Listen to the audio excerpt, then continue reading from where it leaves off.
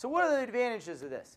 It empowers the group because they're treated like experts. I say, hey, Joe, Barb, why don't you come in and talk about this really important research that I'm doing, because I need your perspective. They're treated as experts, so they're going to be more forthright, and they're going to come in with open arms to whatever you're doing research-wise. And then when the focus group works well, it allows for researchers to explore the topic as collective. We can then understand the whole rather than just the specific pieces within it. The group's perspectives assist in triggering new perspectives and ideas within the group. So we're sitting around in a group, and I have a great comment. Somebody else might say, oh, Tony said that. That makes me think of this. And so it gets a much deeper process and more holistic idea. It also provides us time to consider viewpoints within that focus group. If I'm sitting there and I'm an introverted personality, it may take me some time to process through. So if somebody asks a question, like the researcher, and then we start talking about it, I can process through what the other people are saying and still provide my viewpoint at the end. So, how do we select our respondents for the focus groups? Well, that should be done through a propulsive sample. As the collection process is qualitative, and most qualitative samples are propulsive. Again, go back to those course resources, check out that chapter I provided to you about sampling. This propulsive sample will maximize the thickness and the richness of the data collected. That's why we use a propulsive sample. And further, it allows the researcher to be persistent in his or her observations while the group engages with one another based on the facilitation of the research. So when facilitating the focus groups, the following protocol should be used. Make the respondents feel comfortable. Maybe you want to get some drinks. Maybe you want to get some food. It's hard to be angry with you when you got food on the table. So make them feel comfortable in the situation. Then explain the overarching objective of the study. You don't want to give them too much, but you at least want to let them know what you're going to be talking about.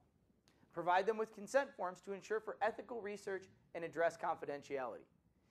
If you're going to code these people, and you have to code these people, you need to have some type of confidential agreement that tells how you're going to code those people and then make it an ethical study. This is also going to be helpful when you submit IRB forms, which are the Institutional Review Board at the university. You probably don't have to do that in your time here, but if you're continuing to do research, especially on a university level, that's going to be critical in the future. It also helps to engage the group in broad questions without guiding the discussion. Questions should be based upon the research objective.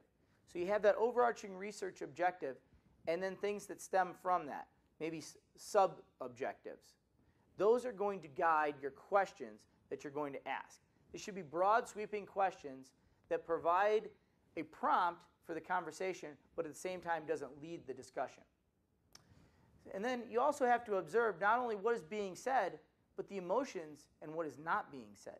Sometimes that's more powerful in understanding the context than what's actually being said. So if you see someone struggling, address that. Say, tell me more about that. Why do you feel that way? You can probe a little deeper as long as it's not obtrusive to what's going on with the particular context. Researchers should feel free to ask for clarification and explore depth behind the responses. However, this should be as unintrusive to the integrity of the data collection process as possible.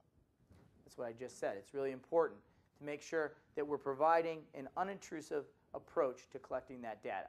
Because although we're integrally involved in the data collection process, what we don't want to have happen is us to bias the data collection process. So now we're going to analyze the data. You analyze it via constant comparative analysis. Again, we're back to Glasser and Strauss, just like that grounded theory. The researcher will allow for themes to emerge naturalistically. We talked about that. The themes provide a snapshot of the context, which lead to a transferable, grounded theory for like context. Note the words that I use. I'm using very specific language. In quantitative research, we would say we want our results to be generalizable to a population. In qualitative research, we say that we want our findings to be transferable to like contexts. So there's transferability and generalizability based on the two different research paradigms. So what I want to do for you is I want to provide you with a real-world example. And so what we're going to do is we're going to address a study that I did with one of my research assistants. He's an absolutely fantastic guy, and he's got some great thoughts. He came to me one day, and he hit me with this idea, and I was like, wow, we got to do some research on it. And what we came up with was a paper that we've actually presented at conferences, and it's a naturalistic examination of millennial learning preferences, a priority for emotionally intelligent instruction, and it's exactly what we just did. We have focus groups, we have interviews, and we have emergent grounded theory. And so check that out. We go through these research objectives when we do the study. Good luck with that. So we're back. Hopefully you really enjoyed that interview. Chris was captivating. I know I was good. Just kidding. I don't want to get a big head here. But here's the thing. This is highly applicable, and it provides purely inductive idea of conceptual perspectives. What does that mean? We are contributing to the field. We are going from specific to theory building and having an epistemological effect on the field at which we work in. That is huge. And the only way we can do that effectively is by conducting solid research. You put these into practice, I guarantee you're going to have an amazing thesis, you're going to have an amazing research article in 680, and also you're going to have an amazing application for your organizations and the field of communication in general. So hopefully this has been very informative. I hope you've enjoyed track focus groups and grounded theory. And as always, thank you so much for listening. Thank you so much for watching. Take care. Have a great day.